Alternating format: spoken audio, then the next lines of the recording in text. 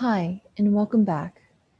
In the last video, we covered the two fundamentals of photography, and that is to use presence and light. In this video, we will take a deeper look into the Inland Empire and begin to think about how its air quality affects the people who live there. How would you describe the air quality where you live?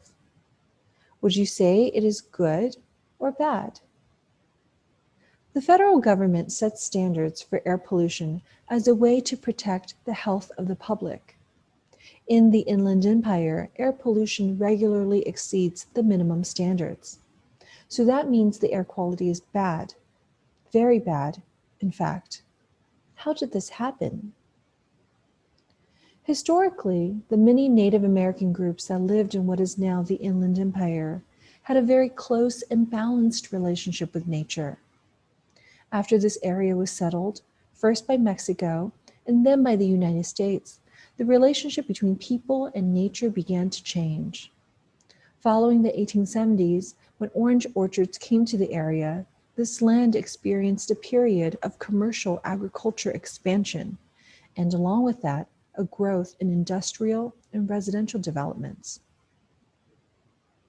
Eventually, this led to the development of the aerospace and military industries, which played a significant role in providing jobs in the area and creating much of the existing physical infrastructure that we see today.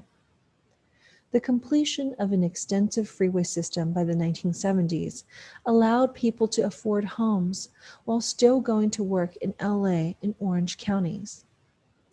As a result, the Inland Empire became one of the most densely populated areas in California, with about 4 million people.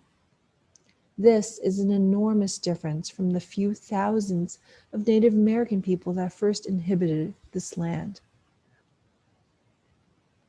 Today, most residents of the Inland Empire have personal cars, in part due to the lack of a comprehensive public transportation system.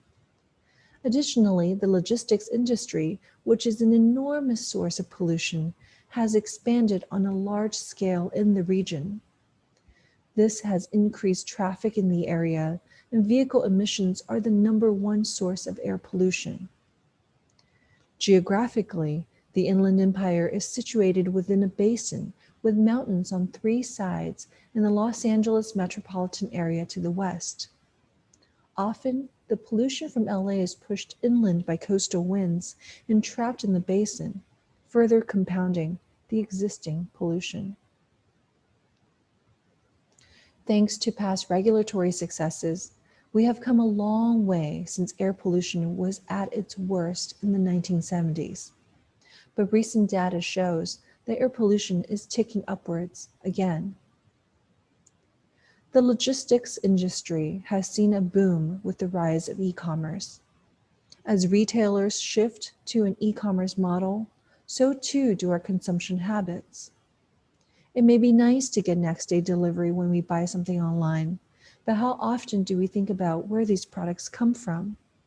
Was it shipped from overseas? How much fuel did it take to transport this item? How was it stored, trucked, and delivered to our door? Our actions have consequences. The Inland Empire is a place where this reality manifests. Sometimes that reality is not a pleasant one, as it involves serious air pollution, which then creates a whole slew of issues that affect the people who live and work there. Okay, this concludes our video about a short history of the Inland Empire. Complete the activity section in this module, and we will see you in the next video, where we will focus on composition and color as you continue to develop your photography skills. See you in the next video.